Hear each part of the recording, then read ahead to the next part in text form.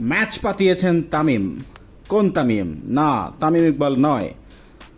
LPL বা লঙ্কা premier লিগের ডাম্বুলা থান্ডার্সের মালিক তামিম রহমান আজ গ্রেফতার হয়েছেন ম্যাচ পাতানোর অভিযোগে। শ্রীলঙ্কার এই টি-20 লিগে এবার বাংলাদেশের পেসার মুস্তাফিজুর রহমানের খেলার কথা ছিল। তাকে নিলামের আগেই চুক্তির মাধ্যমে দলে ভেড়ায় এই দলটি। তামিম রহমান একজন বাংলাদেশি বংশোদ্ভূত ব্রিটিশ নাগরিক।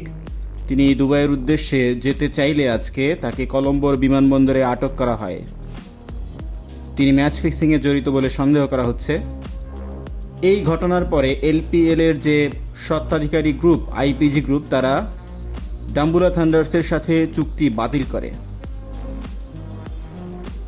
গ্রেফতারের পর তামিমকে রিমান্ডে নেওয়া হয়েছে। সংশ্লিষ্ট ক্রীড়া আইনের 2টি ধারায় তার বিরুদ্ধে তদন্ত করা হবে।